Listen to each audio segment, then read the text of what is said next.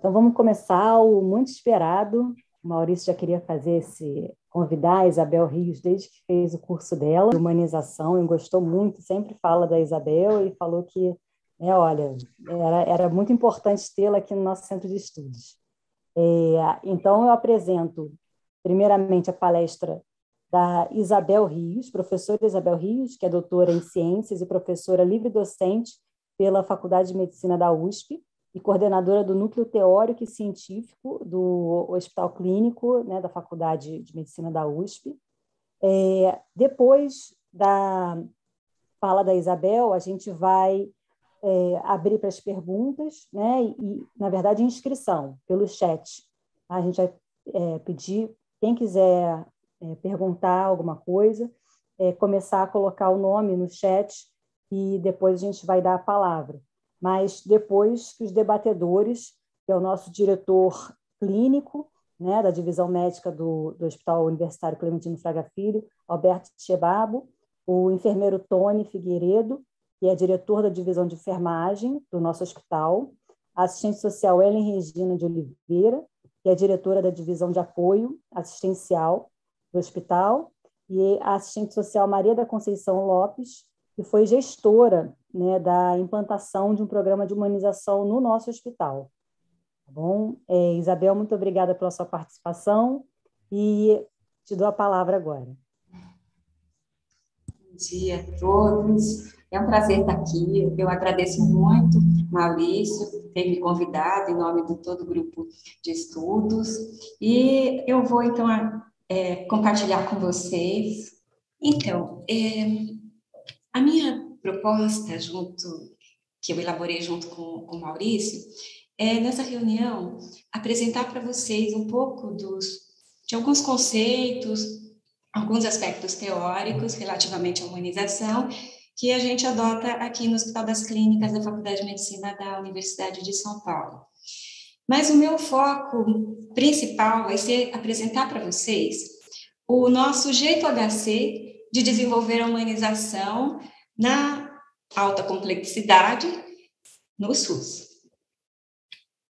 Então, eu vou começar falando para vocês rapidamente do conceito de humanização que nós adotamos, quer dizer, a construção de uma base teórica que nós construímos, que nós fizemos para poder desenvolver a humanização no nosso complexo hospitalar.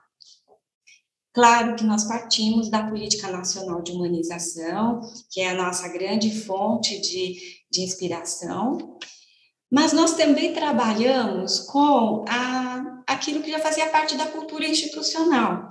Então, o HC é um hospital antigo, a faculdade tem mais de 30 anos, 130 anos, e nós, então, juntamos, né, os elementos que faziam parte já do dia a dia das pessoas em relação à humanização. Então, no hospital, na faculdade, e também alguns aportes teóricos e práticos de interface da humanização com outros campos da administração hospitalar, ou interfaces com estudos internacionais.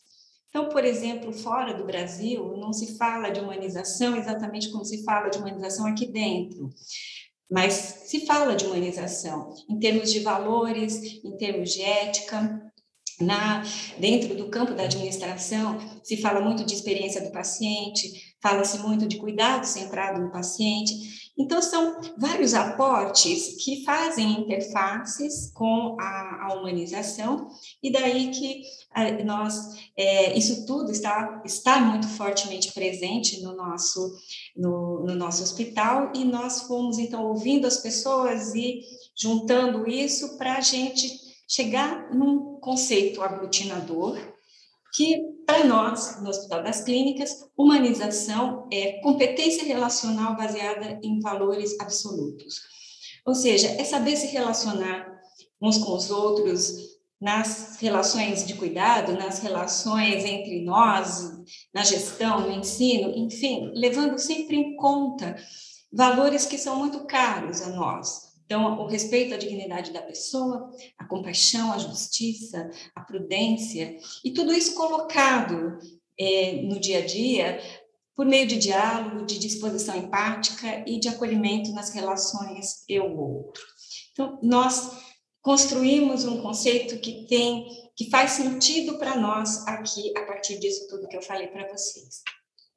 Cuidado humanizado, para nós, é aquele que resulta desses valores introjetados e transitados por meio de habilidades socioemocionais e de comunicação no nosso cotidiano junto aos nossos pacientes. Isso para nós é o cuidado humanizado. E ações de humanização, especificamente, né, para além de um comportamento, são ações de acolhimento e de valorização das pessoas nos processos de atenção, de ensino, de gestão. E são aquelas ações também que a gente desenvolve com a intenção de serem ativadoras de práticas e de comportamentos que estimulam o desenvolvimento da cultura de humanização, porque a gente está falando de uma cultura, de um jeito de ser institucional que perpassa toda a instituição em suas diferentes condições e situações.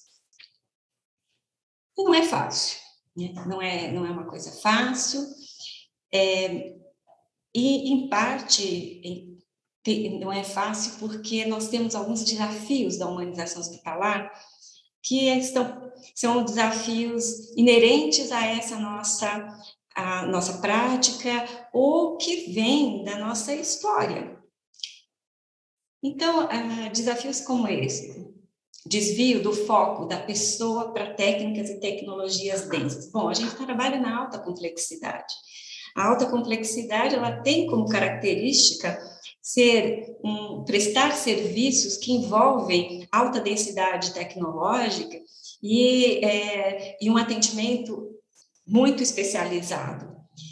E numa cultura como a nossa, uma cultura de fascínio tecnológico, não é infrequente que as pessoas tenham mais interesse pela tecnologia do que pelas pessoas que estão ali para serem cuidadas.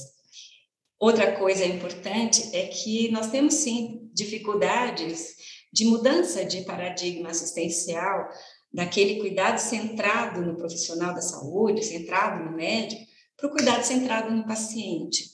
Essa vertente assistencial, ela não é a tradicional na nossa história. E com isso nós temos profissionais formados no modelo focado na doença, e nós estamos trabalhando para que o foco seja no paciente. Um frágil exercício interdisciplinar, porque os nossos currículos na área da saúde, eles são disciplinares, né? A gente aprende tudo em caixinhas, depois a gente tem que trabalhar todo mundo junto, e isso não é um desafio simples, nem fácil. Por causa disso também, muitos problemas de comunicação que geram conflitos entre as pessoas. E, além disso tudo, a própria natureza do trabalho, que causa sofrimento, enrijecimento emocional, de forma defensiva, e que, no fundo, não defende coisíssima nenhuma, muito pelo contrário, embrutece, mas é um recurso que se utiliza.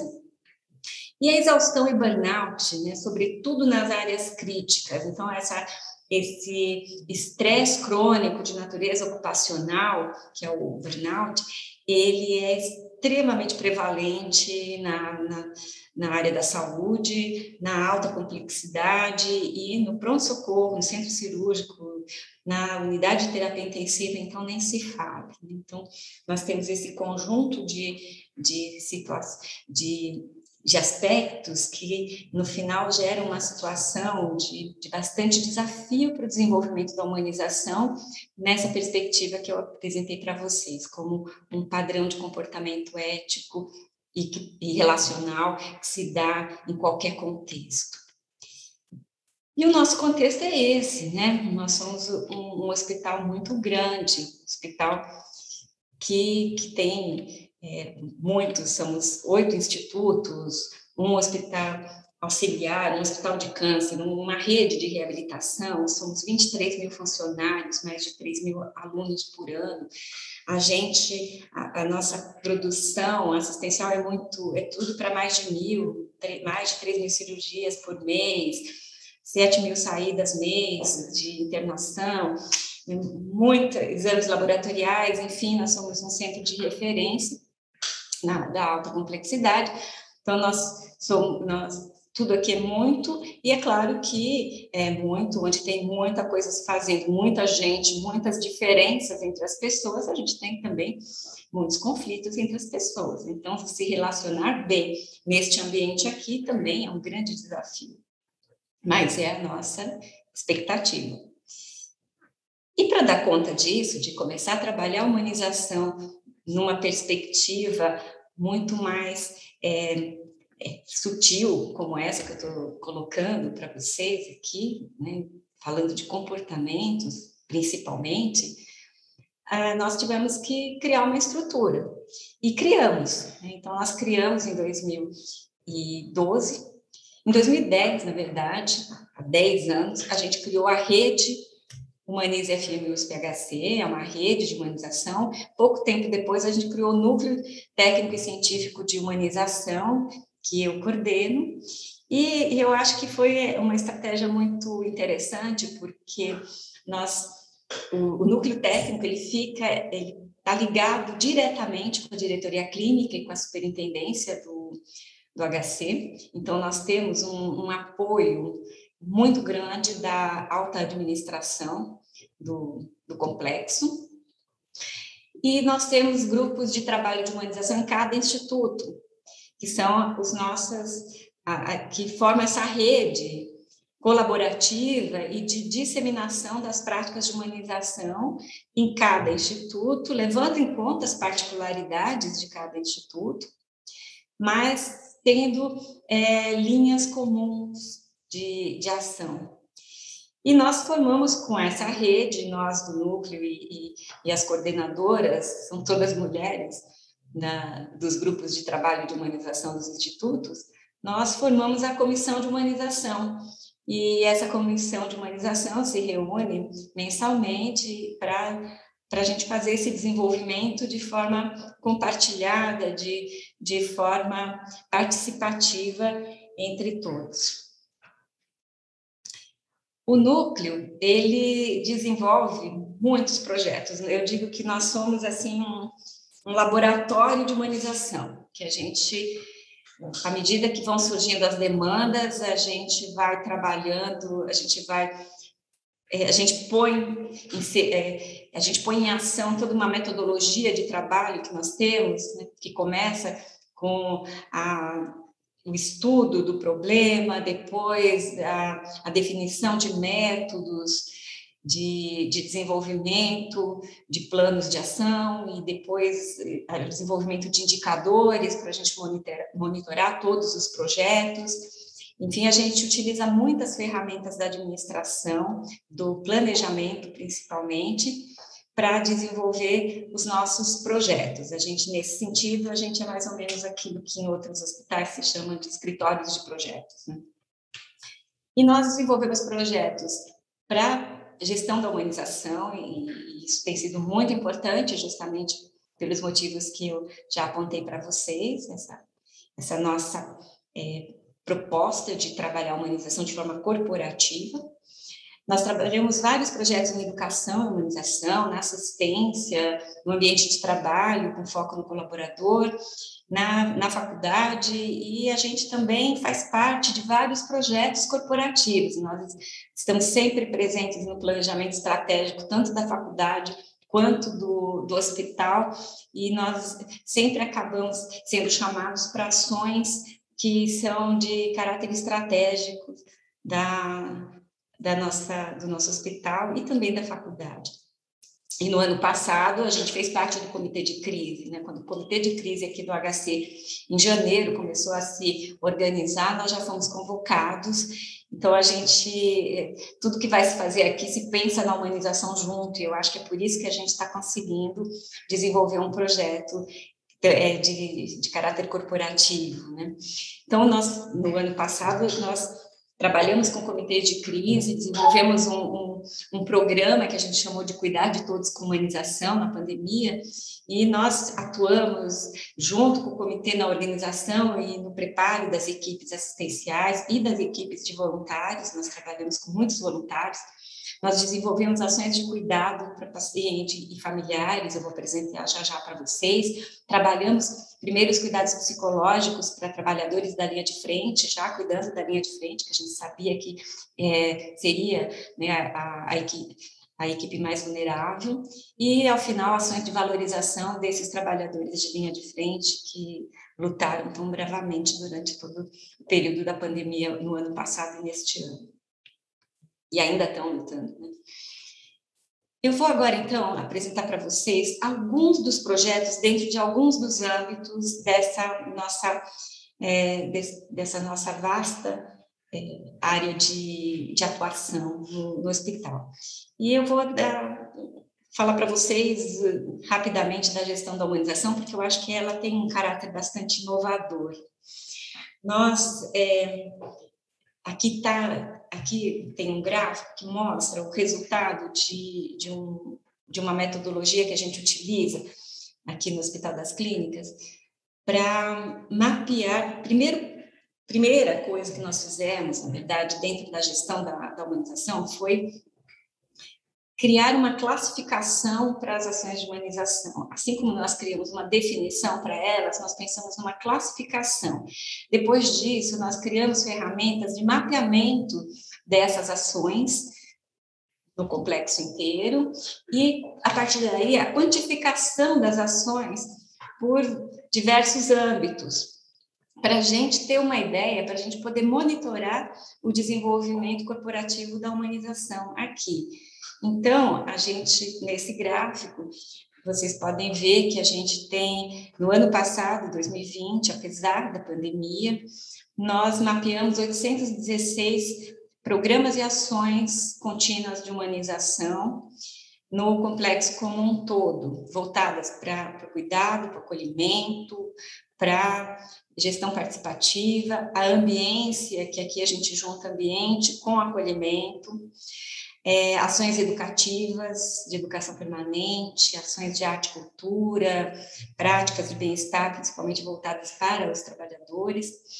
E tem lá um tanto de ações de humanização que a gente nem classifica, porque à medida que vai disseminando o conceito, as pessoas vão inventando e a gente acha que é bom, na verdade. Mas, assim, a gente tem uma ideia do que está acontecendo no complexo como um todo. E a gente monitora isso, a gente faz isso desde 2012, então a gente vai vendo, nós temos as nossas curvas de desenvolvimento, eu não só trouxe um highlight para vocês darem uma olhadinha, como é que a gente faz essa gestão. E, inclusive, porque, assim, depois de um tempo da gente monitorar ações de humanização, a gente foi percebendo que ações de humanização, elas são importantes da gente monitorar, mas elas não dão conta de se acompanhar a humanização na perspectiva que a gente se propôs a trabalhar, que é numa perspectiva de cultura institucional. Então, em 2009, a humanização foi um dos eixos do planejamento estratégico aqui do HC, então nós juntamos gestores dos diversos institutos, diretores e pessoas trabalhadas na gestão, e nós desenvolvemos uma metodologia de avaliação da cultura institucional de humanização. Nós desenvolvemos uma metodologia bem complexa que envolve métodos mistos, quant e quali, para se avaliar a humanização na perspectiva do paciente, do colaborador, do gestor, e avaliar vários parâmetros e uma metodologia bem complexa mesmo, que envolve entrevistas em profundidade, entrevistas de extensão, visitas, observação, enfim, uma metodologia complexa, mas que a gente perceber, que a gente viu, a gente validou tudo, né? Então, foi um ano de trabalho validando toda essa metodologia, testando, aplicando, fizemos um piloto e criamos, inclusive, um programa de certificação com os selos que vão num grau crescente de complexidade do desenvolvimento, do compromisso com a humanização de nos institutos. A gente fez tudo, ficou bonitinho, o piloto ficou muito legal. A gente ia começar a fazer isso em 2020 e a gente não pôde fazer, porque veio aí a pandemia, a gente teve que fazer o programa Cuidar de Todos com humanização, mas a gente já está colocando no nosso planejamento para o ano que vem a gente começar a estudar profundamente a cultura de humanização por instituto. Bom, a humanização na assistência aos pacientes, eu acho que é um dos aspectos assim mais gratificantes para a gente no desenvolvimento de projetos de humanização. Muito embora eu acho fundamental, todos os projetos de gestão, acho que eles são fundamentais. Mas aqui nós temos um programa que a gente já faz há um tempão, o programa Acolher, que é um programa nós fazemos grupos de acolhimento para os pacientes quando eles são internados, pacientes e os familiares, e nesse grupo a gente conta para os pacientes o que é o SUS, como que ele funciona, o que é o HC, o que é aquela enfermaria na qual ele está sendo internado, e a gente faz uma roda de conversa com eles, e isso faz um sentido enorme para eles, eles se localizam no hospital, melhora a relação com a equipe multi, enfim, dá muito certo. A gente teve que parar por causa da pandemia, mas agora a gente já está voltando, porque agora a gente já está fazendo isso, a gente já está adaptando para a forma digital. Aliás, a gente teve que adaptar tanta coisa para a forma digital, né? E, de certa forma, a gente teve ganhos com isso, como já vou mostrar para vocês. Esse outro projeto, a equipe SOS que acolhe, é uma equipe de acolhimento de pronto-socorro. Essa equipe ela é coordenada por nós do Núcleo de Humanização e ela é uma equipe de apoio comunicacional. Ela está lá para fazer a ponte da comunicação entre as equipes de saúde que estão sempre desesperadas e não conseguem dar a atenção que os familiares ou mesmo os pacientes precisam, e esses pacientes e familiares. Ela faz essa ponte, ela leva perguntas para a equipe, ela traz respostas, ela ajuda a organização do ambiente do pronto-socorro, enfim, ela faz uma mediação de campo aí super importante que de fato faz diferença na humanização do pronto-socorro, haja vista como diminuir o número de ouvidorias se queixando de falta de atenção e falta de comunicação lá dentro.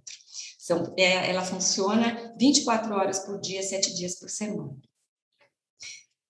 Uma ação que a gente passou a desenvolver a partir da pandemia foi essa que a gente chama de acolhimento no óbito, é uma ação de acolhimento para as famílias, quando as famílias vêm ao hospital para os trâmites do óbito de um paciente falecido aqui. A gente não fazia isso antes, durante a pandemia, a gente percebeu que era importante acolher essas famílias elas perderam familiares numa situação muito triste, muito distante, com muita solidão, com muita preocupação, com muita dor de não poder estar junto nesse momento, então eram famílias que precisavam ser acolhidas. E daí que a gente criou esse serviço, ele é feito pela nossa equipe de TO e a nossa equipe de humanização, junto. A gente trabalha muito com as áreas, todos os nossos projetos são com as áreas interdisciplinares, e essa pessoa, ela é recebida, quando ela chega, antes de qualquer papel, qualquer coisa, ela é cuidada. Também na pandemia, a gente desenvolveu, e esse também é outro projeto que nós do Núcleo desenvolvemos, aqui a gente trabalha muito com estudante, os estudantes participam dessa atividade como voluntários, a gente faz a visita remota, então acho que vocês também devem fazer, acho que todos os hospitais começaram a fazer a partir da pandemia.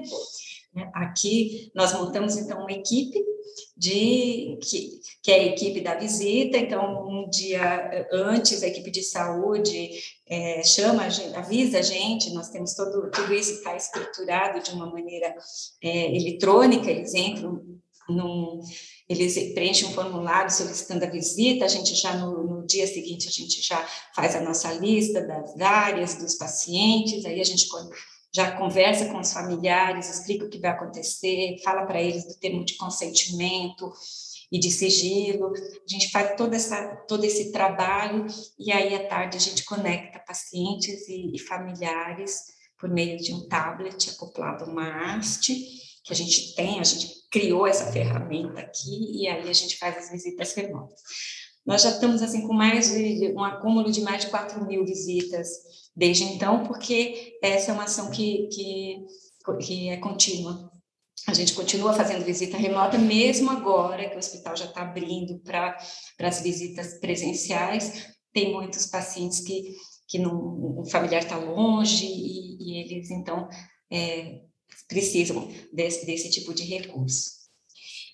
Usando esse mesmo tipo de recurso, a gente trabalha com o programa Arte de Cuidar, é um programa que leva produções artísticas para dentro do hospital. A gente já fazia isso antes presencialmente, então, contador de história, clowns músicos, dança, enfim, tudo isso já tinha antes, mas agora a gente está fazendo por meio do tablet, e a equipe de voluntários que aproxima essas produções para os nossos pacientes. Bom, a humanização no ensino de graduação e na residência, eu acho importante contar um pouquinho para vocês o que a gente tem feito, porque justamente a gente tem que trabalhar, assistência, porque o nosso objetivo é o cuidado ao paciente. Tudo que a gente quer é que ele tenha um ótimo cuidado. Mas para propiciar isso, a gente tem que trabalhar o ambiente da gente, o nosso ambiente de trabalho, e também as pessoas que hoje estão estudando e amanhã vão estar lá trabalhando com a gente ou com vocês, pelo Brasil afora. Então, a gente acha importante trabalhar a humanização na formação das pessoas. E aí a gente tem um módulo de humanização na graduação em medicina. A gente desenvolve essa disciplina, na verdade, ela está dentro de uma disciplina, de uma unidade curricular, que é um conjunto disciplinar dentro do nosso currículo de graduação aqui na USP. Então, a humanização, ela está junto de disciplinas clínicas e básicas, de ciências básicas. Então, essa disciplina se chama Discussão de Casos Clínicos, na perspectiva das ciências básicas, clínicas e humanização. E é uma disciplina muito, muito interessante, porque a gente sabe que a formação humanística mais eficiente é aquela que você desenvolve pensando o paciente, pensando concretamente as situações do dia a dia da formação. Então, essa disciplina é curricular, ela é obrigatória, ela ocorre no primeiro e segundo ano da formação médica. A gente trabalha também com a residência médica. Na residência, a gente faz grupos de reflexão baseados no modelo Valent. É mais ou menos o mesmo modelo do modelo de grupos Valent, e a gente faz para a residência. E na residência multi, a gente tem um curso mesmo de humanização, bem estruturado, são 4 meses, eles têm várias atividades, e tem sido bastante importante, porque na residência multi, a gente também é campo de estágio. Então, eles estagiam com a gente para eles aprenderem a nossa metodologia, para eles atuarem junto com a gente nos nossos projetos. Então, a gente tem uma articulação bem, bem forte na residência multiprofissional. Nós também temos vários alunos de iniciação científica. Eles nos procuram a partir desses contatos e contágios que eles têm com a gente na graduação, e aí eles nos procuram, e a gente tem desenvolvido iniciação científica já há bastante tempo. Esse é um trabalho que eu destaco, porque a iniciação científica, os nossos alunos, eles fazem um tempo com a gente, depois eles já vão fazer outras coisas, é mais uma experimentação, na verdade, né? Mas este caso aqui foi muito interessante, esse grupo aqui é o grupo Med Dança, e as alunas que fizeram iniciação, um grupo de alunas, elas desenvolveram um projeto muito bonito, do começo ao fim, desde a concepção da ideia inicial e tudo mais. E a gente publicou este ano, na Revista Brasileira de Educação Médica, uma parte do trabalho delas. A outra parte a gente já está preparando outro artigo. Então, acho que é bem interessante para os alunos também essa experiência da humanização na pesquisa. Uma outra atividade educacional que a gente acha super importante, e acho que é mesmo, porque a gente até conseguiu publicar na Medical Education, é um projeto de extensão que a gente realiza na semana de recepção dos calouros. Essa foto, ela é de 2020. Em 2020 a gente ainda fez uma recepção presencial. Este ano é que a gente não pôde fazer, mas a gente já está com planos de, no ano que vem, retomar. E ela é uma atividade que eles gostam muito e a gente também gosta muito de fazer. Então, na semana, tem uma tarde, né? Em uma tarde, a gente pega essa moçada toda, e aí são os cursos de medicina, fono, físio, TO, e a gente os leva para conhecer um paciente do HC, um paciente que está internado. E eles vão lá conversar com o paciente em dupla, vocês podem ver nessa foto embaixo, e eles se apresentam, eles se apresentam dizendo que eles estão ingressando à faculdade. No caso aqui são 2 alunos da medicina, então eles fazem a seguinte pergunta para o paciente: olha, eu estou entrando na faculdade hoje, e que conselhos o senhor, a senhora me dariam para que daqui 6 anos eu saia daqui um bom médico? E é fantástico, eles ouvem coisas muito fortes, muito importantes. Depois da conversa, a gente faz roda de conversa com eles para eles compartilharem, e é uma atividade muito forte, marcante para eles, logo de cara, logo que eles chegam. Então, eles chegam e eles dão de cara com a humanização do hospital. Então, essa é uma experiência bem boa e importante para eles e para nós. Bom, este ano aqui a gente elaborou um curso de aprimoramento, aí ele é mais voltado para público externo, e ele é todo numa modelagem assíncrona, a distância assíncrona, e por aí a gente conta um pouco de como tem sido esse nosso trabalho, de como que a gente trabalha aqui no Hospital das Clínicas.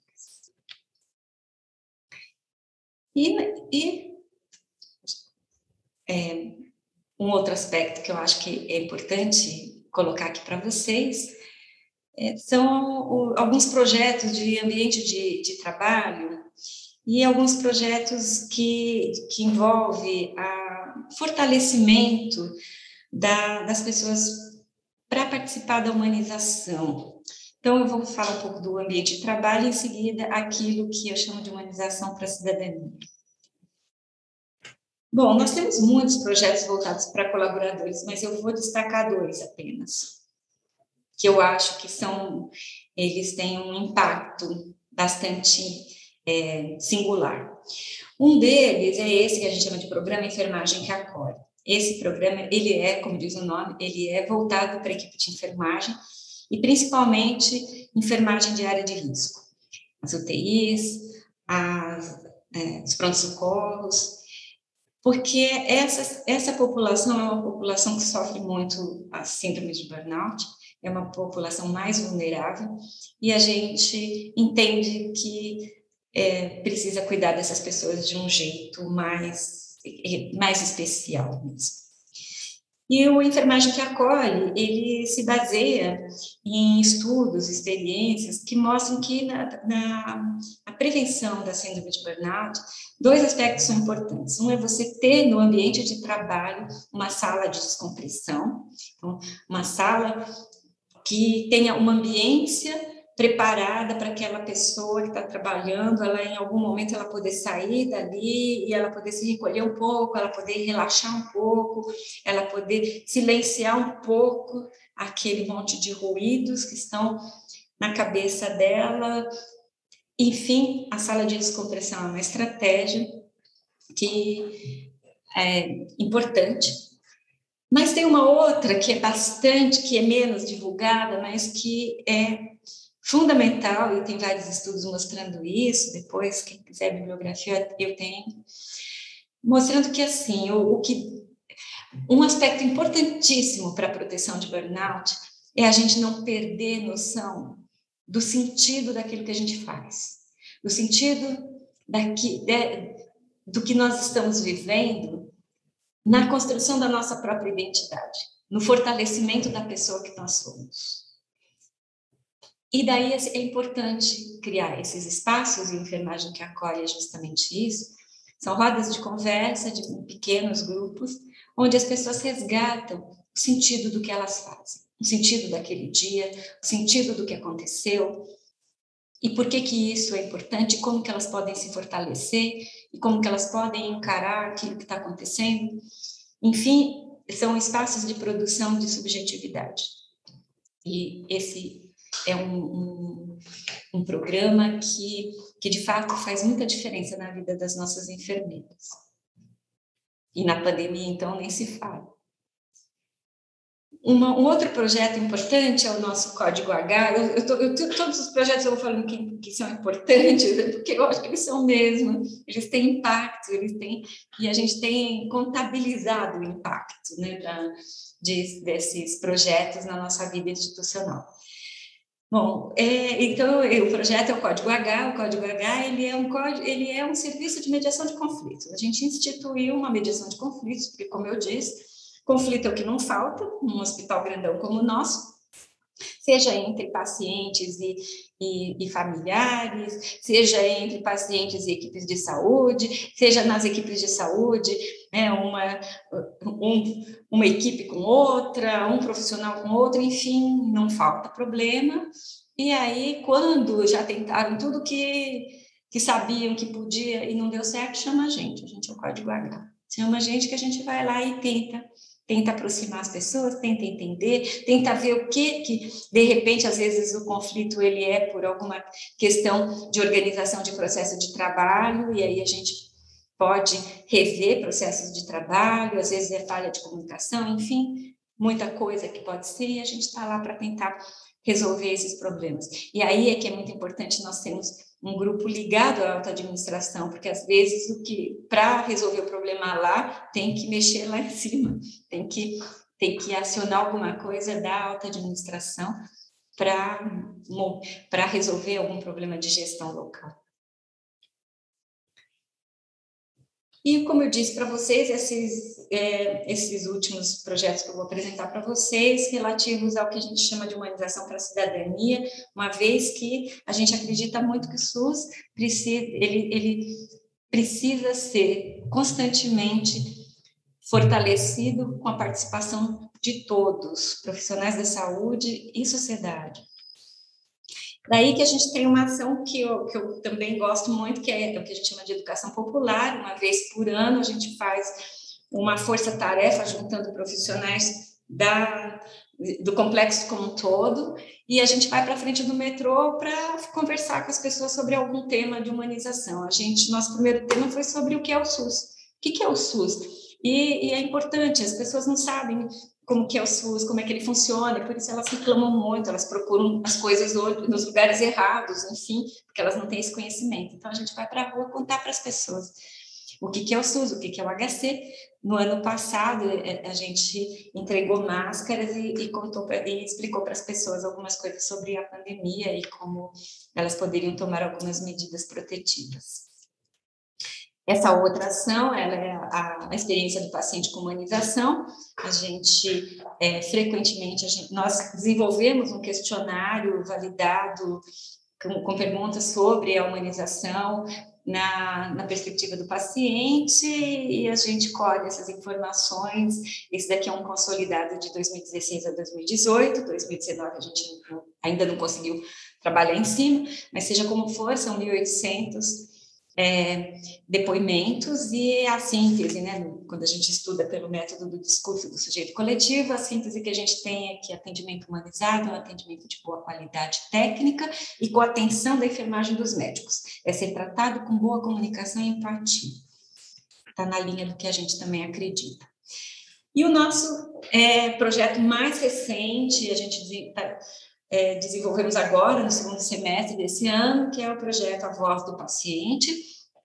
Esse daí é um grupo de pacientes que são dos diversos institutos, foram escolhidos por critérios qualitativos e eles são representativos de diversos segmentos dos pacientes em relação a tudo, idade, gênero, etnia, classe social, nível educacional. Eles representam um grupo bastante heterogêneo, mas bastante representativo de diversos segmentos, e eles são um grupo consultivo nosso, que é um grupo de aprimoramento de projetos. Então, a gente tem um projeto, um processo, um produto, alguma coisa que vai ser para o paciente. Então, a gente apresenta para eles primeiro, eles dão sugestões de correção, de melhorias, disso, daquilo.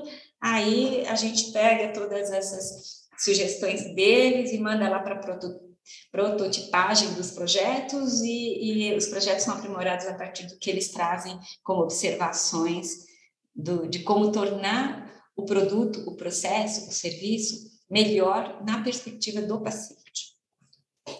Bom, já indo para o fim da minha fala, eu vou trazer para vocês brevíssimas reflexões sobre por que nós entendemos lá que humanização é tão importante, não só no hospital das clínicas, mas a gente acha que na vida da gente, no mundo em que a gente vive. E aí, né, eu trago aqui só, né, bem de levinho, né, daria para a gente passar dias discutindo esses aspectos que hoje vários pensadores contemporâneos têm colocado para a gente, quando a gente começa a pensar o mundo que a gente vive, né? E que tem a ver com a humanização. Então, a cultura do narcisismo, que vem sendo descrita já há algum tempo por antropólogos, sociólogos, psicanalistas, apontando, né, uma sociedade contemporânea de pessoas muito individualistas, né, com um eu ideal muito hipertrofiado, com uma crença numa superioridade egóica, que, aliás, traz muito sofrimento no final das contas, né? Mas que também acaba colocando as pessoas numa postura de defesa de interesses particulares acima de tudo, e o não reconhecimento do humano comum a todos, aquele humano que nos une, que nos torna partes de um mesmo todo. E junto com a cultura de interatividade tecnológica, que, no final das contas, é boa, porque nos aproxima, estamos nós aqui, né? Distantes, mas próximos, de certa forma, ao mesmo tempo também provoca um distanciamento real, uma diminuição daquela experiência de corporeidade que é singular, que é única na relação entre as pessoas.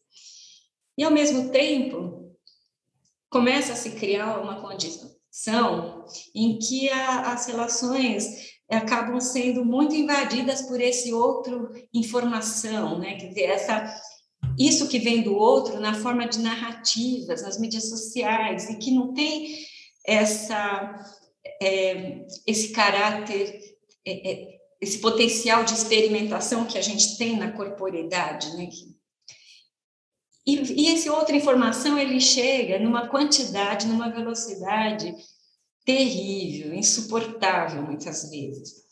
E toda essa situação, ela acaba que, ainda que a gente possa desenvolver encontros, também são muitos os desencontros e os conflitos na relação eu-outro. Eu acho que a poeta fala disso tudo que os pensadores dizem de um jeito que, assim, para mim, pelo menos, me toca mais até. E eu trouxe para vocês por isso. E ela diz, né? Como se morre de velhice, ou de acidente, ou de doença. Morro, Senhor, de indiferença, da indiferença deste mundo, onde o que se sente e se pensa não tem eco, na ausência imensa. Mas o fato é que, ainda que o mundo esteja assim, na área da saúde, ontem, hoje, sempre, as relações entre nós são fundamentais. E a gente não consegue produzir um bom cuidado se não for nesse esforço solidário coletivo e que envolve esse estar junto, esse estar do lado, esse estar presente. E a pandemia reforçou isso. E, nesse sentido, ela reforçou que esses valores absolutos da humanização nos dão sustentação para enfrentar os desafios. Isabel, e a gente precisa fazer isso. Integrar conhecimentos, habilidades socioemocionais e comportamento ético. E do mundo que temos, caminhar para o mundo que queremos, né? Onde a humanização seja expressão da vontade, do esforço humano para transformar o mundo em um lugar que promova a vida em sua plenitude. Essa é a minha bibliografia e os meus agradecimentos pela atenção de vocês. Obrigada. Muito obrigada, Isabel. Maravilhoso o seu trabalho, parabéns. Agora vamos iniciar os debates, né, com o nosso diretor Alberto Chebabo, depois, na sequência, Tony, depois Ellen e Maria da Conceição. Palavra com você, Chebabo. Cada um tem de 3 a 5 minutos para comentar. Obrigado, Carolina.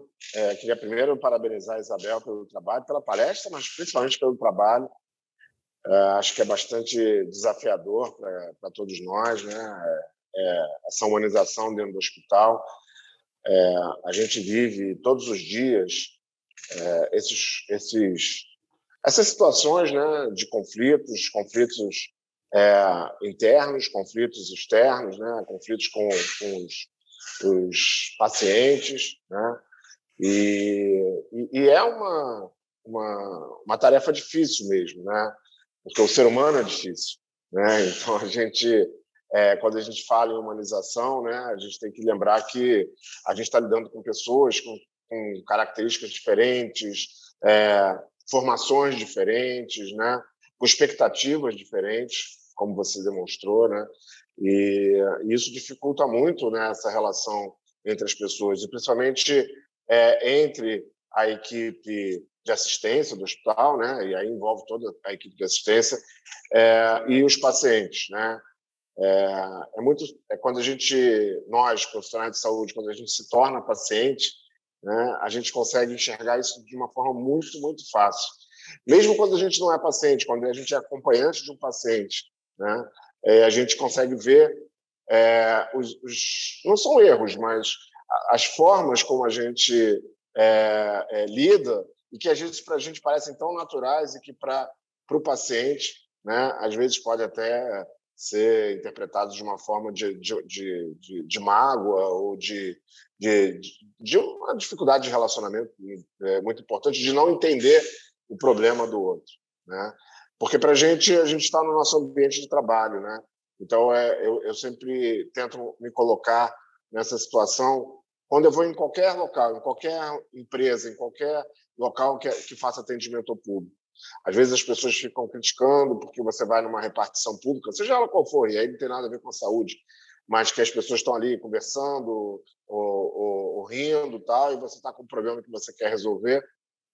E eu tento me colocar na situação inversa, né? Quando eu estou no meu ambiente de trabalho, né, em que a gente também está aqui, às vezes, dentro de um posto de enfermagem, né, ou dentro de um local onde está o paciente também, e às vezes a gente está falando de coisas que não tem nada a ver com aquela situação e que para o paciente parece uma coisa imperdoável. Como eu não estou ali me preocupando com ele, estou conversando sobre futebol, sobre a minha vida, sobre o que eu fiz ontem à noite e tal, né? Então, isso tem muito de expectativa mesmo, né? Do que o paciente espera da gente como profissional de saúde e o que a gente, às vezes, não consegue enxergar, né, nessa relação. Eu queria destacar algumas coisas da sua palestra que eu acho que são muito legais. A primeira coisa que me chamou muito a atenção foi o trabalho de vocês junto com os alunos, né? Quer dizer, é o momento que a gente tem para influenciar isso. Eu, por exemplo, na minha formação, não tive nada, zero de humanização, né? De cuidado com o paciente. A gente aprende a palpar um fígado, a escutar um coração, né? Mas a gente não tem nada de como lidar com o paciente de forma mais humana, né? O que o paciente espera da gente, espera do profissional de saúde, né? E do médico, no meu caso, né? A gente não tem nada disso dentro da nossa formação, e eu acho que isso é uma deficiência gravíssima dentro da formação, pelo menos da médica, que é a que eu mais conheço, né? De a gente não ter esse tipo. Então, esse trabalho que você faz, eu acho que ele é maravilhoso, é fundamental, né? Porque é a partir daí que a gente vai plantar a semente, né? Para que essas pessoas consigam entender e compreender quando elas estiverem atuando, né? O quão importante é esse comportamento, né? E essa relação entre o profissional de saúde, entre o médico, no caso, né? E o paciente. A outra coisa me remeteu uma atividade que a gente fez aqui no início da pandemia, que foi o contato, né? A forma de como a gente ia informar o paciente no momento que ele internava, né? Uma vez que as visitas eram proibidas, não havia contato mais, o paciente interna e o paciente não tinha mais contato com a sua família, né? Então, foi uma discussão muito grande, a gente montou um grupo de crise aqui, e uma das primeiras discussões foi essa. O que a gente vai fazer, né? Tony, Ellen, vão falar depois de mim, a gente teve bastante discussão de como a gente ia fazer isso. E a gente, através de um programa multiprofissional, a gente conseguiu, pelo menos durante um tempo, né, montar uma estrutura em que os internos conseguiam dar informações aos pacientes, aos familiares, informações dos pacientes e dos familiares. Eles tinham um acesso remoto ao prontuário eletrônico e a gente criou uma aba dentro do prontuário eletrônico que o médico da rotina, o médico que passava a visita, ele escrevia lá as informações importantes que deveriam ser repassadas à família. E os alunos internos que participaram desse programa, eles faziam isso dentro de casa, né? Então eles tinham acesso online, né? Em um determinado horário, com bolsa, inclusive, e tal. E foi um programa que deu muito certo, né? As famílias gostaram muito. A gente, naquela época, não tinha ainda essa estrutura de poder ter um tablet e tal, ainda mais naquele início, né? Que todo mundo tinha medo, o acesso ao paciente com Covid, principalmente no CTI, era muito pequeno, né? E isso fez muita diferença. E uma das coisas que eu só vou terminar já, porque eu sei que o meu tempo é curto, né? Eu tive uma experiência, tive a experiência, né? Porque a minha filha é residente aqui no hospital, é residente de infectologia.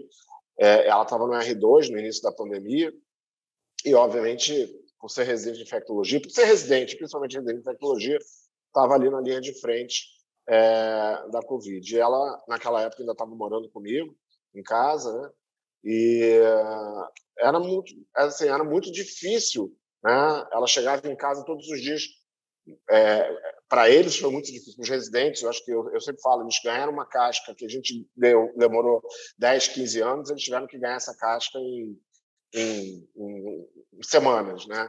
Foi muito difícil para eles e eu vivia isso com ela em casa, ela chegava várias vezes chorando, né? Exatamente por essa situação de que o paciente internava e muitas das vezes ele internava achando que por que me internaram naquela hipóxia silenciosa que a gente não entendia lá no início da doença. E horas depois ele estava grave, ia ser entubado e não tinha mais contato com a família deles, naquele momento, eram os residentes, eram os profissionais de saúde. E foi muito difícil para todos os residentes. Eu sei que eu conversei com vários e essa experiência para eles foi muito difícil, porque o paciente pedia para ter algum contato com a família, vários deles faziam ligações pelo próprio celular, né, para poder falar com a família, se despedir naquele momento, porque muitos deles iam ficar graves, a gente não sabia qual ia ser o desfecho deles, né? E isso foi muito impactante. E ter vivenciado isso, né, com uma pessoa próxima, que era minha filha naquele momento, né, me mostrou assim, o quanto foi difícil mesmo para essa população, para a população, para os pacientes e para os médicos, para a equipe de saúde como um todo, né? Obviamente, todos que estavam envolvidos naquele atendimento sofreram muito com isso. Então, mais uma vez, eu queria te dar os parabéns, eu queria muito ter toda essa estrutura montada aqui no hospital, acho que a gente ainda está engateando, acho que esse foi Vamos nos inspirar, o objetivo, né? do Maurício, né, de fazer esse evento, né, de botar essa semente, e te agradecer mais uma vez pela palestra excelente. Obrigada, Chebabo. Deixa eu avisar, o chat está aberto agora para inscrição do nome da pessoa que quer fazer a pergunta depois no debate. Então, eu queria passar a palavra agora para o Tony, e aí, em seguida, a Ellen e Maria da Conceição. Muito obrigada pela presença de todos, mais uma vez. Não me canso de agradecer.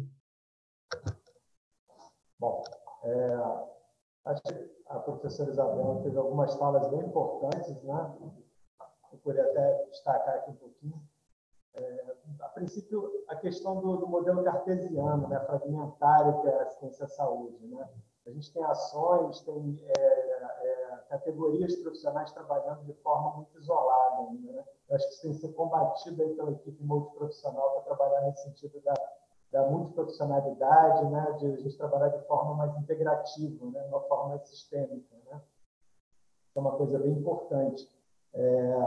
E a gente falou muito em cuidado, né? Cuidado, ele tem, assim, acho que não tem nada mais, tem mais relação com a humanização do que o cuidado, né? Acho que o que diferencia do homem primitivo como sapiens é o cuidado, né? A partir do momento que a gente começou a cuidar do outro, a gente se viu como ser humano. Acho que aí inicia o cuidado na perspectiva do ser humano, né? Da humanização, né? E esse cuidado, a gente tem que ver que, na verdade, a gente tem que pensar nele como cuidado com envolvimento, com zelo, né? Com empatia, né? Acho que é a palavra que talvez seja mais apropriada, né? E eu, assim, fiz pontuei aqui algumas partes da fala que eu achei interessante, que é a questão da cultura, né? A cultura organizacional. A humanização está na cultura no DNA da organização, né? Trabalhar a humanização, ela tem que ser um projeto, tem que estar no planejamento estratégico, tem que ser discutido com todas as instâncias, né, da instituição, para ela ser realmente efetiva, né? Eu acho que gostei muito dessa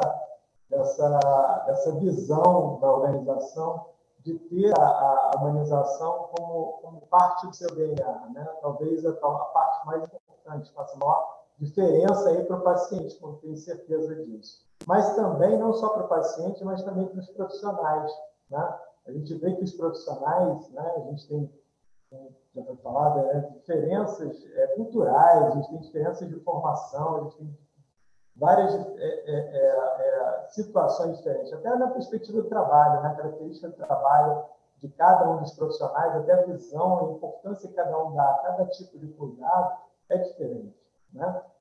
E trabalhar a humanização na formação, isso acho que também é uma coisa que é muito importante, né? A gente tenta trabalhar isso depois, já tardiamente, quando a gente faz a educação permanente desses profissionais na instituição. Isso já é um pouco mais, já é tarde, né? Então, caiu. Caiu? Então tá ótimo. Então, eu acho que a gente pode passar para a Ellen, né? E depois o Tony, se quiser, de repente, pode complementar no final. E lembrando que a Sueli Marinho fez parte desse programa, desse projeto de extensão com o internato, Chebab, ela está aqui, depois ela poderia dar um testemunho, porque eu lembro bem que foi um trabalho intensivo dela, e ela capacitou os internos para a comunicação de mais notícias, que é uma coisa que é tão pouco falada, e o Maurício Tostes que trouxe para o hospital. Eu lembro, eu era residente na época.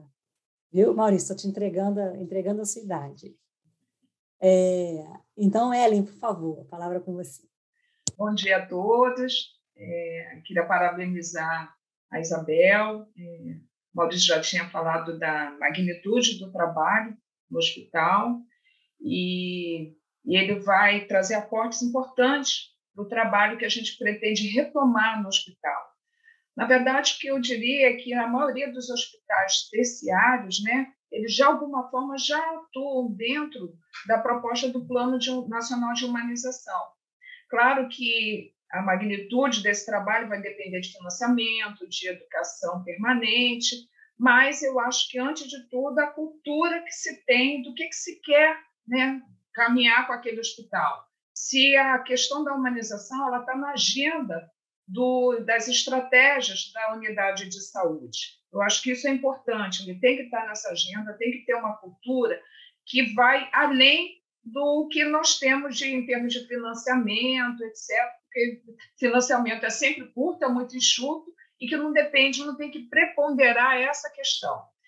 O hospital já tem, o hospital universitário, ele já tem algumas, vamos dizer, propostas que são muito isoladas, que eu acho que nós estamos, nesse momento, com o grupo que está se formando para fazer a discussão sobre a questão da humanização, de identificar essas atividades isoladas, fortalecer e apoiar para que a gente volte a ter uma organização em termos de plano, né, dentro da proposta nacional de humanização, a questão do acolhimento. Eu acho que a sua fala ela traz questões muito importantes e que eu acredito também, principalmente, que você fez muito destaque, a questão da escuta, né? Escuta do usuário. Isso chama muita atenção. Essa experiência do projeto que vocês fizeram, né? Do reconhecimento dos alunos, dos pacientes, para circular para dentro do hospital, eu achei fantástico. Fazer pergunta ao paciente, quando ele se formar, o que ele espera, como ele seria um bom profissional. Acho que assim, isso foi um grande pulo do gato, vamos dizer. O que o doente, né? O que o usuário vê em você? O que é importante na sua formação? Porque, às vezes, você acha que está conduzindo tudo muito bem, os professores, os alunos, a formação, mas é isso que a população espera de você enquanto profissional? É isso que o nosso usuário quer, né?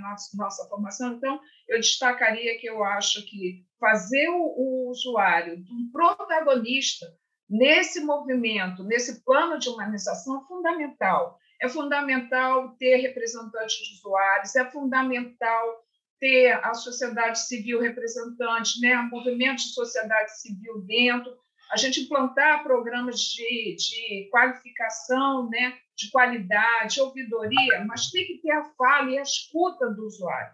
Eu acho que isso a gente, quando faz uma boa escuta, que faz um bom acolhimento, você tem muito mais condições de conhecer as necessidades do usuário, as demandas, o que eles trazem, sugestões, propostas, né? Conhecer situações, problemas, seja a nível individual, seja a nível coletivo. Então, acho que a escuta é, antes de tudo, o primeiro passo para se pensar em qualquer planejamento em termos de humanização. E é claro que a gente tem que contar também com o apoio da gestão, como você tem aí dentro do hospital. Eu fiquei impressionada, a gente acha que o Hospital do Fundão é grande, né? O seu hospital, esse complexo aí é absurdamente grande, e administrar, vamos dizer, tantas iniciativas, tantos projetos, eu imagino a dimensão do trabalho, e está sendo muito bem coordenado, ao meu ver. Mas a gestão ela tem que apoiar, ela também tem que se identificar com essa questão, ela tem que ser favorável, porque se a gestão não apoiar essas iniciativas, fica muito mais difícil lidar, as ações não são agregadas, né, nesse sentido. Então, tem que ter um trabalho sim, multiprofissional. Você apresentou algumas áreas que são bem atuantes aí, me pareceu, mas assim, a gente tem todo um complexo, né, de categorias profissionais que trabalham dentro da assistência, que tem muito a contribuir com qualquer proposta e plano de trabalho. Eu não vou me estender, eu sei que o tempo é curto, mas assim, eu acho que a gente pode e deve continuar dialogando, né? A experiência de vocês vai enriquecer muito nossas propostas de trabalho, porque nós estamos muito empenhados em envolver diferentes áreas, diferentes profissionais, pensar talvez em algum plano, projeto assim, muito piloto para atuar em determinadas áreas, e depois a gente pode expandir, pensar em expandir ambulatório, emergência, unidade de internação, unidade de tratamento intensivo, inclusive o pós-alta do paciente também. Eu acho que a gente tem que prever ações que vão ser bem interessantes. Eu fiz parte do programa, eu fui uma das pessoas que coordenei esse projeto dos alunos na época da efervescência, vamos dizer, do Covid, e foi uma experiência muito interessante. tivemos outras universidades que replicaram essa experiência, e eu acho que nós temos condições de ampliar essas ações e com toda a bagagem que a gente vem acumulando ao longo dos anos. Em alguns momentos, mais efetivamente, outras não, mas eu acho que tem muita coisa a ser feita dentro do hospital universitário, temos muitas pessoas envolvidas, né, e sensíveis a essa questão, e a Isabel acha que vocês vão ser excelentes parceiros para a gente tocar algumas outras iniciativas daqui para frente. Parabéns. Obrigada, Ellen. Agora a Maria da Conceição, né, que foi gestora do projeto de humanização aqui da FRJ. Boa tarde, né, para todos. É uma alegria, né, estar assim, vendo tanta gente. Eu estou aposentada desde 2016. Acabei de ver aí que Antônio Marinho entrou. Antônio Marinho foi o que criou o programa da qualidade do hospital. Quer dizer, eu estou muito feliz também de ter a possibilidade de escutar a Isabel, esse trabalho tão caro. Eu estive aí no congresso que vocês fizeram, apresentamos o trabalho da Comissão de Direitos do Paciente, no Hospital das Clínicas também estivemos aí bastante tempo com o grupo de lúpus, com o trabalho que nós realizamos já há bastante tempo. Então, assim, o Maurício, que oportunizou esse debate, né? Tantas pessoas aí tão interessadas, toda a direção do hospital, né, atual, a Ellen representando, o Tony, Chebabo, pessoas assim de uma história, né, de travessia no hospital. A fala da Isabel, assim, ela nos traz essa reflexão, né? O mundo não é mais o mesmo, né? O mundo não é mais o mesmo. Desde o início da pandemia, uma série de reflexões vêm sendo produzidas em qualquer área do trabalho, o trabalho sempre como espaço de prazer e de dor, né? A gente ama o que faz, mas, ao mesmo tempo, né, essa tradução aí que a Isabel trouxe de maneira tão significativa, e o Chebabo com a sua pessoalidade ali, né, a sua filha nesse espaço mesmo de trânsito, né, de dor e de prazer, os projetos que a Isabel traz tão importantes. E essa pergunta, né, o jeito de ser do hospital, né, essa questão, a palavra empatia, né, a palavra formação tão cara. Então, qual o jeito de ser? Meu papel aqui hoje é um pouquinho da história, né? Qual o jeito de ser do HU? O jeito de ser humanização do HU foi iniciado lá em 98 e 99, com a criação do programa da qualidade. Temos aqui a grata presença do Antônio Marinho, né, que foi um enfermeiro que liderou esse trabalho. Então, à época, esse trabalho ele trouxe a reflexão sobre, não era a questão da humanização nos processos de trabalho, nas divisões, com grupos de trabalho, com a discussão dos indicadores, né? E depois a criação da ouvidoria. E o jeito de ser do HU dentro da humanização foi com a Comissão de Direitos do Paciente, como uma interlocutora transversal dos indicadores que o programa da qualidade trazia, da escuta ativa da ouvidoria, e ela, então, tinha representantes, inclusive, dos pacientes. No início eram só 3, também buscando muito essa que você falou, essa representatividade, né?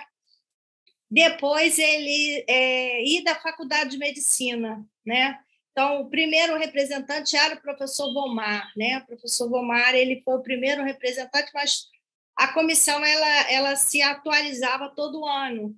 Então, buscava-se que esses profissionais que eram representantes das divisões, esses profissionais que eram da Faculdade de Medicina, que eles trouxessem, né, revitalizassem, né, E uma vez por ano a gente fazia um encontro com o objetivo de socializar o que a comissão trabalhou naquele ano, o que ela realizou, quais eram os indicadores, socializar aquilo e ao mesmo tempo, revitalizar, né? Trazer o aluno, trazer o paciente para a discussão, ONGs parceiras, também trabalhamos muito com voluntários, e assim a comissão seguiu.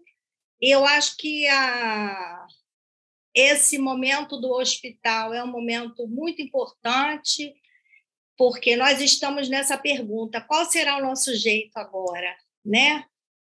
Dentro de uma pandemia, dentro de um processo em que a gente precisa fazer aquela pergunta que eu acho que a pandemia trouxe uma pergunta que o professor fazia, o professor Emerson, ele fazia muito essa pergunta, né? Essa reflexão. Nós, profissionais de saúde, somos os únicos consumidores dos nossos serviços. Exatamente isso também que o Chebabo trouxe, né? Como é que é para o meu familiar, para eu ser atendido, que atendimento eu vou querer nesse momento? Então, qual o jeito do HU nesse momento, né? Vocês que estão aí trabalhando, estudando, dentro do processo de gestão, com essa parceria tão importante com o Hospital das Clínicas, que tem uma experiência de vivência, uma experiência viva na formação. Então, que jeito nós queremos, né? Ao mesmo tempo, essa questão da ética tão importante, enxergar isso, né? Enxergar que nós somos humanos, que nós temos conflitos, que nós temos limites, enxergar isso é muito importante, né? Então, acho que a humanização ela sempre está junto com a ética. O professor Olinto Pegoraro é uma pessoa que eu tenho muito carinho e ele traz essa discussão assim: nós nos tornamos éticos. Hoje eu pretendo ser mais ética do que fui ontem. Então, acho que a humanização também. Hoje eu pretendo realizar meu trabalho de uma maneira mais cara, mais presente, mais humana do que fiz ontem. Então, a história serve para isso, né? Para mostrar a gente qual foi o caminho que a gente trilhou no passado, né? Nós trilhamos esse caminho voltados mais direcionados, que é a vocação do HU, essa participação do usuário. Então, nós trilhamos esse caminho assim. Foi bom naquele tempo histórico, teve a sua importância, e hoje a gente está em outro momento histórico, e eu desejo eu acho que uma pergunta importante, se eu ainda tenho tempo para fazer, como é que os grupos de trabalho são compostos nos institutos. Porque eu acho que o HU ele está no momento de redesenho, de revisita, de buscar o seu jeito, né? E é importante saber isso, né? Um beijo também, Antônio Maria, para você, sempre amigo. Maria da Conceição, com o coração partido, vou precisar te já interromper. Encerrei. Um beijo, fica essa pergunta. Mas agora está na hora das perguntas. Né? Já fiz a minha. Antes de tudo, queria agradecer ao Maurício Torres, que é uma grande inspiração para mim, um médico super humano que sempre se importou com a relação médico-paciente, sempre admirei ele muito por essa preocupação ativa e por sempre querer agregar as pessoas, né, em eventos assim, de centro de estudo, e ele faz isso muito bem. Então, acho que isso aqui não aconteceria se ele não estivesse à frente, articulando. E o primeiro a perguntar é justamente ele. Então, dou a palavra ao Maurício. Inicialmente, eu gostaria de agradecer a Isabel, essa palestra tão instigante, Isabel. E você, na verdade, é sempre instigante, né? Com essas questões humanas, com as suas pesquisas. Né? O seu trabalho realmente é um estímulo a aprimorar as nossas ações de saúde. É muito, muito bacana contar com você, e especialmente hoje você aqui na nossa casa, né? Essa casa, Isabel, que eu entrei em 1984. E eu sou testemunha de muitos trabalhos, de muita qualidade humana, né, que nós desenvolvemos, né, desde que eu testemunhei desde que eu entrei como residente aqui no HU. E é com muita satisfação também que eu vejo esse tema ser retomado hoje. Na verdade, esse tema é um convite à instituição para que ela repense esse tema, né? E para o debate eu teria 2 perguntas. Assim, quando é que a humanização passa de fato a ser uma prioridade para uma instituição e é adotada pelas suas equipes, né? O que acontece para que isso ocorra? E eu vou me destacar a equipe médica. Eu tenho um colega de excelente padrão, de excelente qualidade humana, inclusive, que quando eu comuniquei a ele esse evento, ele disse: Maurício, essa não é uma prioridade para mim.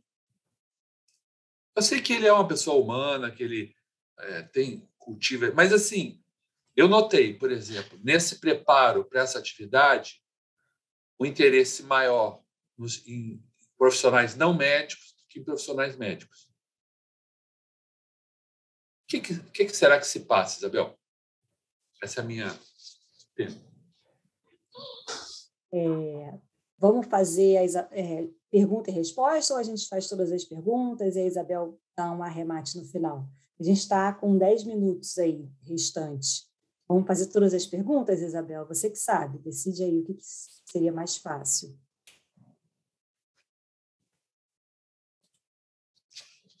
Olha, eu acho que talvez faça um combo, seja melhor, né? Porque aí depois você fala e a gente encerra. Vamos fazer assim? Eu me pulo, né? Eu me inscrevi, mas eu me pulo por causa do tempo. A próxima é a doutora Lívia, que é da Medicina Física e de Reabilitação. Lívia, por favor. Bom, queria só primeiro dizer que foi um sopro de esperança estar aqui participando com vocês. Assim, adorei ver o Chebabo envolvido. Muito bom. A minha pergunta é o seguinte: existe dentro do HU e da Faculdade de Medicina várias sementes separadas em relação a esse tema. Eu cito arte na veia, eu cito, por exemplo, habilidade, eu faço parte da disciplina habilidade de comunicação e psicologia médica se juntou para atuar junto com o M5. Nós trouxemos usuários do SUS para que os alunos entendessem que eles eram professores convidados da disciplina. Foi uma experiência muito boa no semestre passado, né? Eu sou fisiatra e, quer dizer, o que eu queria saber é como é que vocês fizeram, porque existem várias coisinhas separadas, como é que a gente faz para descobrir essas sementes? Assim, eu estou feliz de estar aqui, que eu me sentia muito isolada, então eu vi que o movimento é um pouco maior do que eu pensava. Isso dá ânimo para continuar, tá? Muito obrigada. Sueli, quer perguntar ou quer falar um pouquinho, dar o seu testemunho? Eu lembro bem que você ficou aí 24 horas, 24/7, né? 7 dias por semana. Olá. Boa tarde. Bom, parabéns, né, pelo trabalho, Isabel, e pela palestra. Eu acho que algumas pessoas aqui, eu tinha notado algumas coisas assim de destaque, acho que todo mundo já colocou, mas eu acho que quando a gente fala, né, da questão da humanização, a gente fala sempre na questão da articulação, e eu acho que foi a inquietação de todo mundo, né?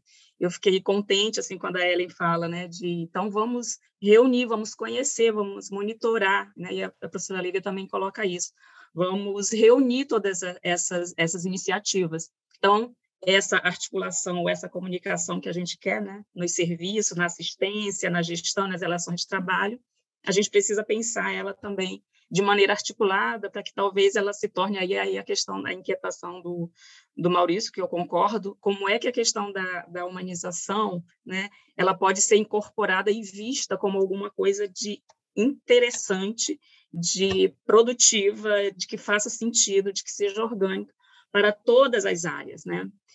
A gente muitas vezes trabalha, eu, por exemplo, estou dando aula, né, sobre o desenvolvimento de habilidade de comunicação. Eu tenho 3 aulas com comunicação em cuidados paliativos, por exemplo, para residência multiprofissional, mas eu não tenho essa atividade para a residência médica, né? Então, a gente precisa pensar melhor essa articulação. Então, parabéns, eu acho que é muito inspirador o seu trabalho, a gente vai poder pensar, né? Sobre a questão da comunicação do projeto, queria só fazer realmente uma observação muito interessante, porque a comunicação, ela pressupõe a gente vai ali compartilhar afetos, e é por isso que ela é tão sofrida, né? Então, nesse trabalho que a gente fez, que o Chebabo falou, que Carol falou, que eu trabalhei, Ellen trabalhou também, a gente teve toda uma estratégia. Notícia boa, terminamos o artigo e já submetemos à revista. Daqui a pouco essa experiência está aí, né? Ela foi replicada na Universidade Federal da Paraíba, e aí, né, eles entraram em contato para solicitar, né, o Caminho das Pedras, e a gente mandou o projeto. Mas uma coisa que a gente fez muito, assim, que aí é a questão da humanização na formação, né? A gente trabalhou com os alunos, com 15 internos, e a gente tinha eles faziam essa comunicação com as famílias, né? Mas a gente trabalhou sempre numa perspectiva de que não era uma transmissão de informação clínica apenas, mas era uma comunicação efetiva, né? Baseada no vínculo e em relações solidárias, mas eles sofriam muito. Então, teve toda uma estrutura por trás, a gente dava supervisão, a gente tinha a questão clínica, né? Tinha 2 preceptores médicos, tinha o serviço social, para eles conhecerem bem, e eles não conheciam como residentes, o processo de trabalho dentro do hospital, os fluxos. Então, assim, foi uma grande estrutura por trás, né? Para que eles pudessem fazer esse trabalho. E de cuidado com eles, né? Então, para que a gente possa fazer essa formação, a gente precisa pensar muitas cadeias aí de cuidados e de tratamento, né? Humanizar.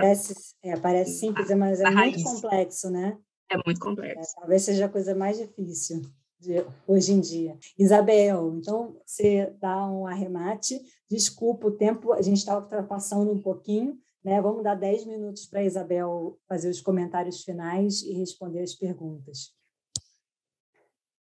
Bom, eu acho que são perguntas super importantes e eu já me desculpo porque eu não vou conseguir responder tudo nesse tempo tão enxuto, né? Mas acho que, começando pela questão do Maurício, bom, realmente, eu acredito, Maurício, que assim, o primeiro que precisa estar sensibilizado para isso é o gestor, porque se a gente não tiver o apoio do gestor, da alta gestão, principalmente, alta administração, fica muito difícil. Agora, fica difícil trabalhar nessa perspectiva que a gente está falando, né, de capilarizar a humanização e trabalhar isso de uma forma organizada, ordenada, que vai usando todo o potencial da instituição, porque o que eu sentia quando eu vim aqui para o HC é que você tinha um potencial muito grande de desenvolvimento da humanização, porque tinha muita gente envolvida. Eu tenho certeza que no HU tem muita gente, seja por aquilo que já foi dito aqui, mas seja por aquelas pessoas que estão lá no dia a dia, lidando com isso. A humanização, ela chama muito por quem está ali no dia a dia, atuando, né? Então, tem uma potência reprimida na instituição. Eu senti que isso, logo que eu vim aqui, eu estou aqui há 10 anos, né? Comecei com o núcleo de humanização, com a rede, com o núcleo, e aí eu acho que a questão, para mim, era a questão do Maurício, como sensibilizar a alta administração em relação a isso. E para mim, eu tive uma conversa muito interessante, que acho que foi muito marcante para a minha história, com um diretor executivo daqui, que eu cheguei para ele e eu pedi um horário, ele me atendeu, e eu comecei a falar da humanização, e num determinado momento ele falou para mim assim: olha, eu não entendo nada do que você está dizendo. Você fala uma outra língua que eu não entendo. Então, eu quero, assim, me traduz. Se você conseguir traduzir para mim o que é humanização de uma maneira que eu entenda, e se você conseguir me dizer exatamente o que você quer que eu faça, eu vou fazer. E ele pôs um desafio para mim, né? Porque eu sou médica, eu sou psiquiatra, eu sou psicanalista, eu tenho o meu vocabulário é diferente do vocabulário dele, daquilo que que de fato preocupa. Então, o que eu comecei a fazer foi ouvir os gestores para entender o que eles queriam, porque eu pensei assim, olha, eu tenho certeza que se ele souber o que é humanização, ele vai querer.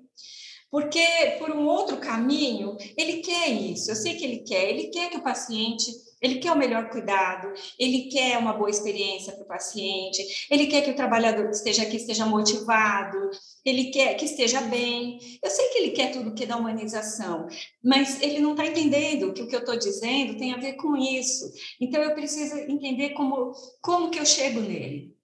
E foi um desafio, aí por isso que eu coloquei na minha apresentação. Em alguns momentos eu tive que ir atrás de, assim, primeiro ouvir. Eu acho que quem diz assim, a gente tem que se comunicar, tem, mas a gente tem que muito mais ouvir do que falar no primeiro momento, né? Então eu preciso entender o que é humanização para o gestor, sabe? O que é humanização para o colaborador, para o paciente. Então acho que antes que eu comecei a pedir para ouvir os gestores. Vou ouvir. E no final eu consegui entender o que era, o que eles estavam buscando. Eles buscavam algo semelhante com outro nome. Né? E aí eu comecei a trabalhar com eles essa perspectiva da humanização que se articula com essas outras perspectivas, e aí abrindo espaço, abrindo possibilidades de comunicação com esse segmento dos gestores, né? Ao mesmo tempo, eu acho que eu estava nesse esforço quando aconteceu algo que também acho que foi muito importante. A gente fez aqui na faculdade, na verdade, junto com o hospital, ela fez uma grande escuta de pessoas da sociedade, e aí quem falou, a sociedade tem que estar junto, tem. Então, foi feito um planejamento estratégico que recebeu o nome de FMUSP 2020, isso foi em 2010, tá? Eu estava montando a rede, aconteceu esse negócio que veio a calhar, porque quando eles abriram para ouvir o que pediam essas pessoas de fora daqui da faculdade, de fora do hospital, pessoas de dentro, mas de diversos segmentos, não só gestores, né? Quando os gestores se abriram para ouvir tudo isso, humanização surgiu como uma demanda fortíssima, e aí juntou com aquilo que eu já vinha fazendo. Então, eu acho que tem esses momentos, que são momentos mágicos, eu não sei se as estrelas, né, que se tem essas coisas, mas, enfim, acontece isso na vida da gente, e acho que cabe a gente tentar aproveitar, né? Então, eu aproveitei mesmo, aí eu fui para cima. Está todo mundo pedindo isso e eu estou ofertando um jeito de fazer. Eu tinha já a ideia de fazer a rede, e aí, juntando com outra pergunta, que vem, assim, é fundamental agregar. Então, eu não ia fazer isso sozinha. Então, eu sabia que tinha todo esse potencial que tinha. Então, qual foi o meu investimento maciço no primeiro momento? Foi criar uma metodologia de mapeamento das ações, tentar juntar todo mundo que faz, todo mundo que interessa, todo mundo que quer saber. Eu trabalhei muito a formação de cada grupo de trabalho em cada instituto, e sempre colocando assim, olha, primeiro tem que ser gente que gosta, que se interessa, tem que ser um número de pessoas assim que representem as diversas áreas, e fundamental, tem que ter alguém que seja o assistente direto do diretor executivo local, porque ele tem que ser o porta-voz desse grupo junto ao diretor executivo, do mesmo jeito que eu era a porta-voz, sou a porta-voz junto ao superintendente e à diretora clínica do hospital. Quer dizer, tem que ter alguém que está ligado, fazendo essa ponte o tempo inteiro. Então, nós trabalhamos a construção dos grupos de trabalho nessa perspectiva, identifiquei as pessoas que tinham afinidade e juntei com aquelas pessoas que tinham poder de decisão. Então, isso é que facilitou, e a partir daí a gente começou a mapear cada vez mais, e aí a gente tem que fazer eventos, juntar as pessoas, trocar experiências. É muito articulação, como foi dito aí, é o tempo todo articulação mesmo, né? Uma boa comunicação que chegue para todos os segmentos, todo mundo entenda o que está sendo dito, articular tudo, juntar os esforços. Acho que foi rapidamente o que eu acho que dá para, assim, juntar as perguntas, e eu peço desculpa de não não consegui responder tudo tão rapidamente. O Tony, acho que a gente tem 3 minutinhos para a pergunta do Tony. Ele fala dos projetos aqui do Clementino Fraga Filho, né, que é a UTI Mais Segura, Eu Cuido com Cuidado, que são projetos da divisão da enfermagem para a segurança do paciente. Ele pergunta se na USP existe essa articulação do núcleo de humanização com o núcleo de segurança do paciente. Olha, a gente trabalha articulado com todos os núcleos, na verdade, né? Porque como a gente faz parte do trabalho no planejamento estratégico, você tem segurança e qualidade, o setor todo, né? Porque no núcleo de estratégias e operações, o núcleo de gestão de pessoas, então a gente tem momentos de articulação com todos esses. Aí, especificamente nos projetos, a gente vai se articulando mais, hora com um, hora com outro. Então, a gente teve uma articulação mais forte no começo, com segurança do paciente e da instituição, que a gente frisa muito aqui, que a segurança do paciente é também da gente, tão importante, e principalmente no aspecto de comunicação. Então, nós trabalhamos muito com eles no treinamento para o desenvolvimento de uma escutativa, para o desenvolvimento de protocolos de comunicação voltados à segurança do paciente, sim. Aliás, tinha até uma pessoa que trabalhava na segurança do paciente que, durante um tempo, trabalhou com a gente no núcleo de humanização também. Então, assim, a gente faz essas articulações de um modo geral e particularmente. Ou seja, a gente não trabalha sozinho, mas de jeito nenhum, gente, mas nunca. Trabalha com todas as áreas. Fantástico, Isabel, fantástico. Olha, muito bom te ouvir, muito bom ouvir a todos aqui dos debatedores, a quem fez pergunta. Acho que foi um evento muito assim produtivo e que eu espero que, né, leve a muitas reflexões aí, tanto no nível nacional como também lá para o FRJ. Né? E aí vamos ter a promessa aí de trocar muito mais, viu? E a gente adorou, né, o seu programa, adorou a sua aula. Eu que agradeço muito. Obrigado, certo, Isabel. Gente, um abraço. Vamos deixar para todo mundo almoçar. Bom almoço para todos e muito obrigada pela presença. Obrigada, gente. Um abraço. Tchau. Tchau, pessoal. Foi um prazer. Tchau.